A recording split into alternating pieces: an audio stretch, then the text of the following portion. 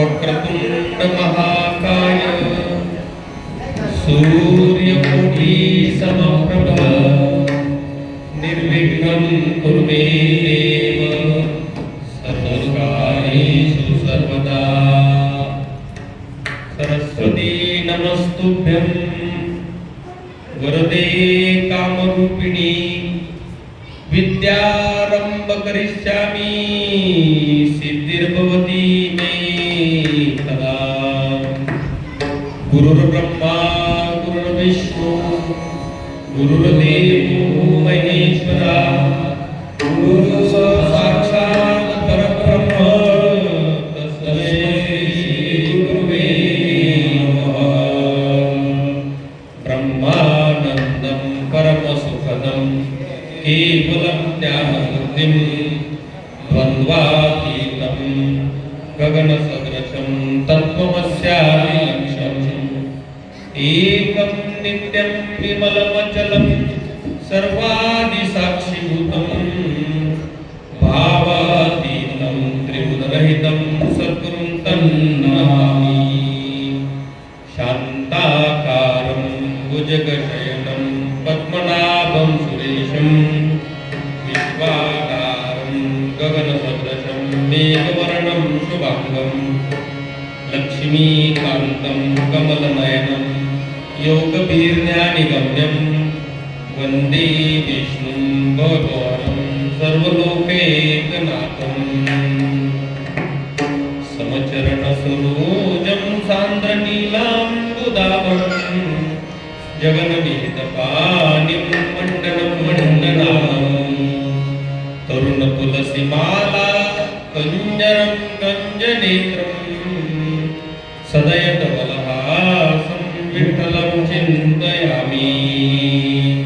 महायोगपीठे तटे विमलत्यां वरं पुण्डरीकाय दातुं मुनीन्द्रे समागत्य चिष्टं तमानन्दकन्दं परब्रह्मलिङ्गं भजे पाण्डुरङ्गम्। ॐ नमो जियाद्या वेदप्रतिपाद्या जय जय स्वसंवेद्या आत्मरूपा आता हृदय आपुले चौपाळुनिया भले वरी बैसवू पावले श्री गुरूंची जय जय हो शुद्धे जय जय हो शुद्धे जय जय हो शुद्धे जय जय हो शुद्धे उदारी हे उदारू सिद्धे हे अनवरतानंदे वर्षतिये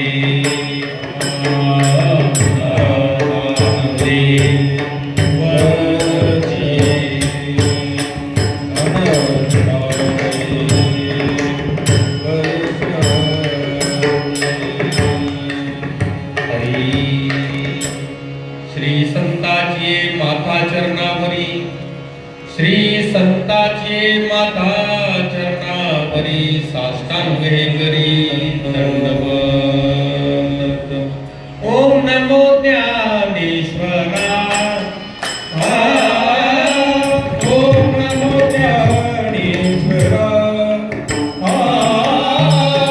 ओम नमो ज्ञानेश्वरा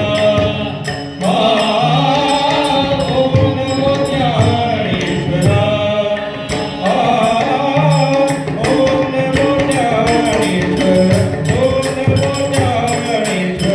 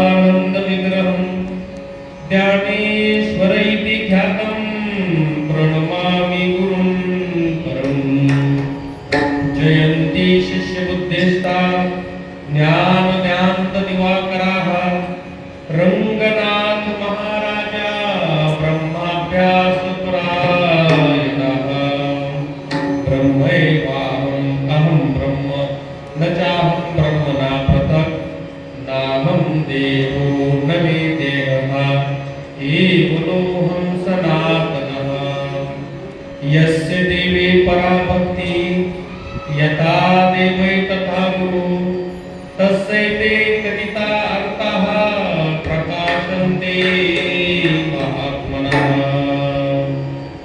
सर्वोपनिषदो गावो दुग्धा गोपालनन्दनं पार्थो वत्ससुधीर्भुक्ता दुग्धं गीतामृतं मम वसुदेवसुतं देवं कंसचाणूरमर्दनं देवकी परमानन्दं कृष्णं वन्दे जगद्गुरुं सगळे मिळून आपण भजन करू श्री कृष्ण गोविंद हरे मुरारी लीलाधर नारायण वासुदेव बोला कृष्ण गोविंद हरे मुरारी लीलाधर नारायण वासुदेव श्री कृष्ण गोविंद हरे मुरारी लीलाधर नारायण वासुदेव कृष्ण गोविंद हरे मुरारी हे नाथ नारायण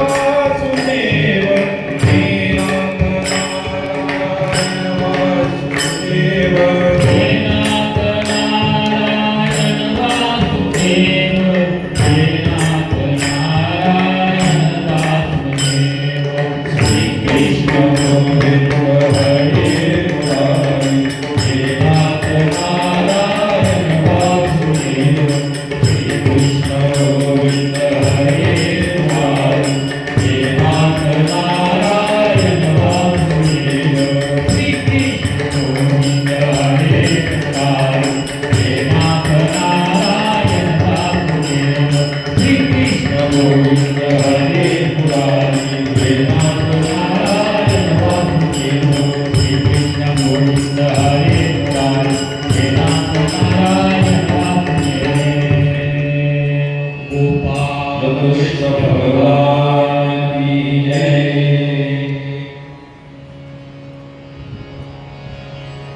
सच्चिदानंद रूपाय विश्वोत्पत्त्यादि हेतवे तापत्रय विनाशाय श्री कृष्णाय वयं नमः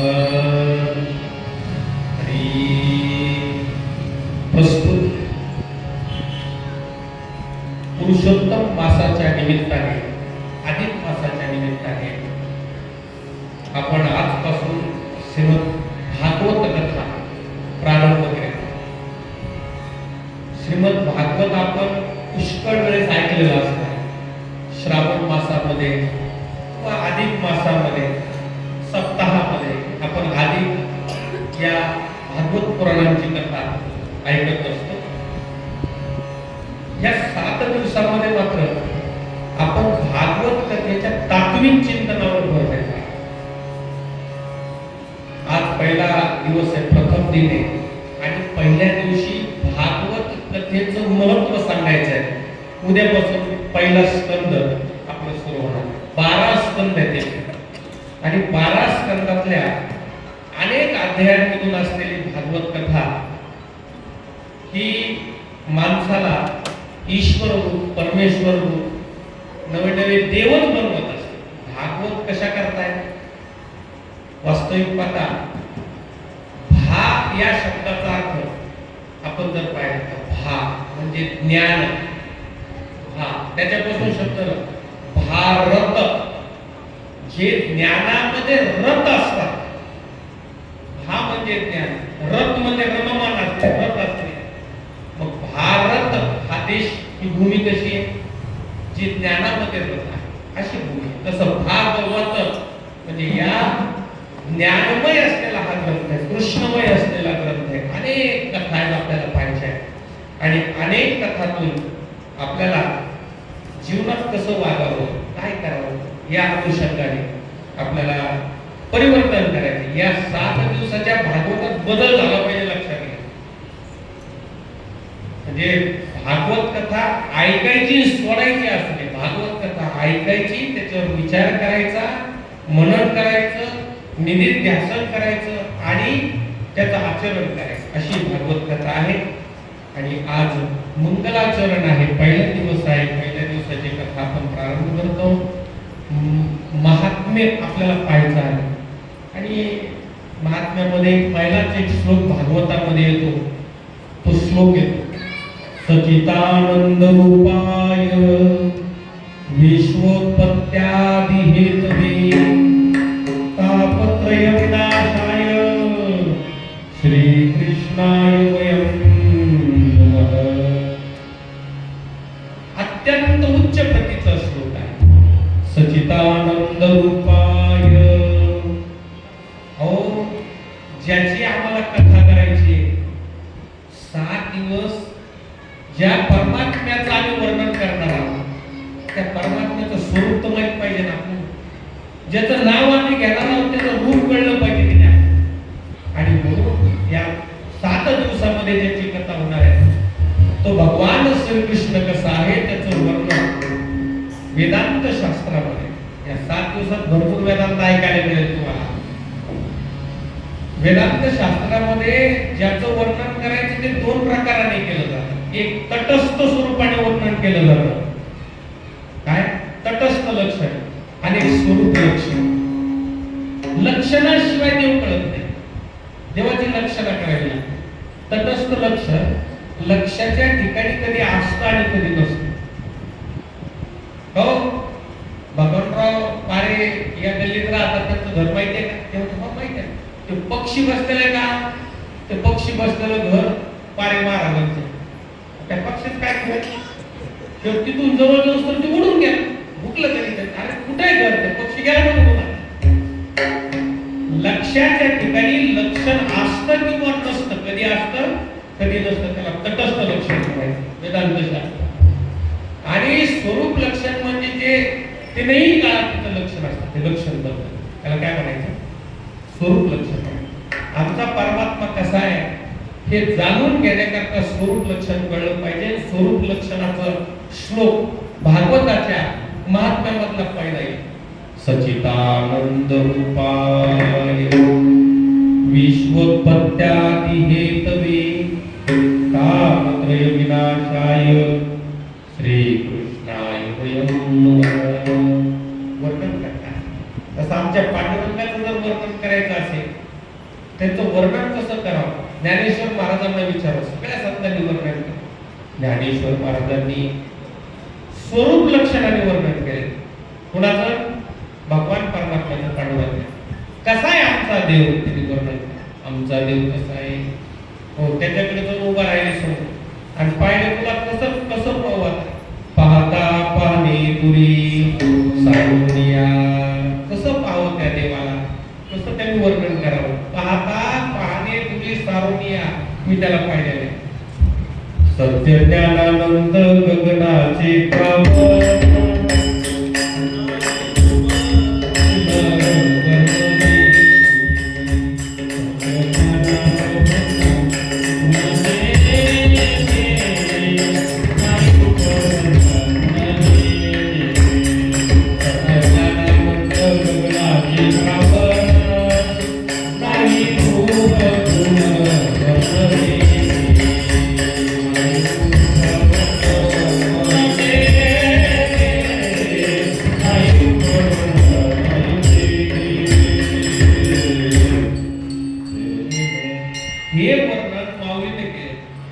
स्वरूप लक्षणाने केलेलं वर्णन कसं आहे. सत्य ज्ञानानंद गगनाचे प्रावरण नाही रूप गुण वर्ण जेते.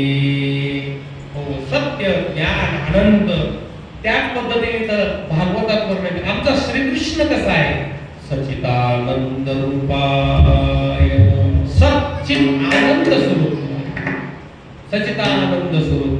सत म्हणजे काय, चित म्हणजे काय, आनंद म्हणजे काय, 3 पद आलेले तिथे.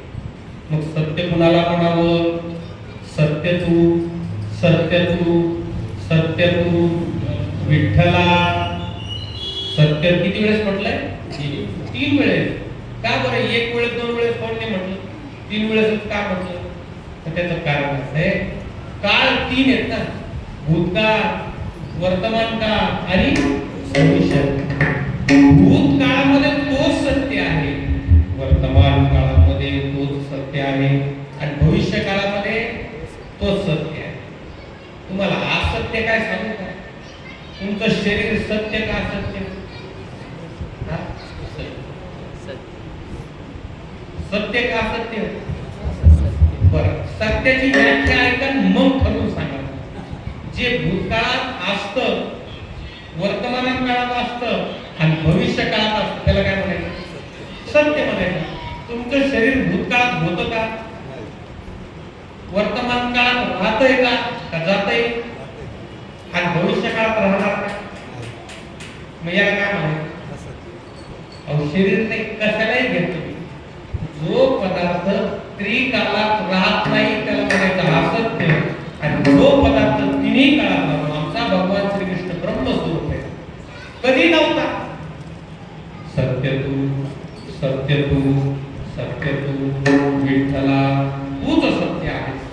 मंगलाचरण करायचंय, मंगलाचरणाचा श्लोक आहे आणि मंगलाचरणाचे खरं म्हणजे 3 प्रकार वेदांत शास्त्रात. वस्तु निर्देश रूप मंगल, पहिलं नमस्कार रूप मंगल आणि आशीर्वाद रूप मंगल. 3 प्रकारचे मंगलाचरण आहे. वस्तु निर्देशित मंगल म्हणजे ब्रह्मवस्तूचा निर्देश केलेला. आपण आताच म्हणतो ओम नमो जी आद्या वेद प्रतिपाद्य जय जय स्वसंवेद्या अनुभवा. वस्तु निर्देश. आशीर्वाद रूप मंगल आशीर्वाद केलेला आहे. स्वस्ति श्रीवटेषु जो लपूनि जगदाभासु दावी पगग्रासु प्रगटला करी. स्वस्ति म्हणजे कल्याण. श्रीवटेषु तुझं कल्याण असेल. कोण म्हणतंय? ज्ञानेश्वर महाराज म्हणतात 1400 वर्षाच्या वटेश्वर. स्वस्ति श्रीवटेषु तुझं कल्याण असेल. आणि आता म्हणतो ना नमस्कार म्हणतो. नमस्कार काय? संतांना श्री गुरूंना नमस्कार काय? पांडुरंगा करू प्रथम नमन, दुसरे चरण संतांना नमस्कार केलेला आहे. अशा 3 पद्धतीने नमस्कार करून आपण या श्लोकाकडे जर आलो तर भगवान श्रीकृष्णाचं स्वरूप वर्णन केलंय. सच्चिदानंद रूपाय सत. तिन्ही काळामध्ये आपण त्याला सत आहे. चित, चित म्हणजे ज्ञान. चित या शब्दाचा अर्थ होतो ज्ञान. आमचा देव कसा आहे? ज्ञान स्वरूप. ज्ञान स्वरूप हो. वास्तविक पाहता नाश सगळ्याच वस्तू, कोणता पदार्थ हा त्याचा नाश होतो सगळ्या पदार्थांचा नाश. सगळे फक्त परमात्मा एक असा आहे की त्याचा नाश होतो. आणि म्हणून नाशाचे वेदांत शास्त्रात 3 प्रकार सांगितले. स्वभावता नाश, परकानाश, आश्रय. आंबे आणले, आंबे खाऊ दिले नाही लेकरांना. 3-4 दिवस घरात ठेवून काय झालं? खराब झाले नाही. त्याचं काय म्हणायचं? स्वभावता नाश. भिंतीवर चित्र काढलं, भिंतच पडली. त्या भिंतीसोबत काय झालं? चित्राचा सुद्धा नाश झाला. याला म्हणायचं आश्रय नाश. आणि एखाद्या चोराने पकडलं, एखाद्याला खूप मारलं तर आपण काय मीठ करावं लागलं, त्याच्या शरीराची नासधूस झाली. याला परता. 3 प्रकारापैकी या शरीराचा परता नाश काय? अपघातात एखादा जातो, आश्रय नाश, गाडीचा अपघात झाला. नाश होतच चाललेला आहे या शरीराचा, घरादाराचा, जगातल्या यज्ञयावत पदार्थांचा काय व्हायचा? नाश होतो. कोणाचा नाश होत नाही? भगवंताचा नाश होतो. म्हणून त्या भगवंताला आपण काय केलं पाहिजे? वारंवार नमस्कार केला पाहिजे. नमस्काराला योग्य फक्त जर कोण असेल तर तो भगवंत आहे. आणि म्हणून सच्चिदानंद रूपाय. सच्चिदानंद रूपाय. सत, सत म्हणजे सत्य आणि चित म्हणजे ज्ञान. न तद्भासयते सूर्यो न शशांको न पावकः यद्गत्वा न निवर्तन्ते तद्धाम परमं मम. चित म्हणजे ज्ञान स्वरूप आहे. भगवद्गीतेमध्ये वर्णन केलेले आहे. 15व्या अध्यायाचा 6वा श्लोक आहे. न तद्भासयते सूर्यो अहो आमचा ज्ञानप्रकाश असणाऱ्या परमात्म्याला सूर्य प्रकाशित करू शकत नाही, चंद्र प्रकाशित करू शकत नाही आणि अग्नी प्रकाशित करू शकत नाही. हे तीनही पदार्थ परप्रकाशित आहेत. पण त्याला प्रकाशित कोण करतं? कोणी प्रकाशित करा? त्याला प्रकाशित कोणीच करत नाही. उलट तोच प्रकाश करतो आपला. मी जर म्हणायला लागलो, मी प्रवचन करायला लागलो, मी भागवत कथा करायला लागलो, हे बोलणं बरोबर आहे का चुकलं? हे चुकलं ना. त्याचं कारण असं आहे, बोलविता वेगळाच आहे ना. चाले हे शरीर कोणाची आसले, कोण बोलाविते ज्ञान स्वरूप परमात्मा आहे आणि आनंद स्वरूप तो परमात्मा. आनंद आनंद त्या आनंदात त्या आनंदा इतका आनंद म्हणतो. कृष्णाच्या कथा आम्हाला हृदयाला आनंद देतात. कृष्ण या शब्दाचा अर्थ होतो जो आकर्षित करतो, त्याला काय म्हणायचं? कृष्ण. वास्तविक पाहता मिळोबरांचा एक अभंग आहे, नित्यानंदापुढे आनंद तो पूर्ण. नित्य जो आनंद आहे त्याच्यामुळे कोणता आनंद राहील मला सांगायचं? आनंदच नाही. हो, ज्ञानेश्वर महाराजांनी म्हणलं हरी आनंद रे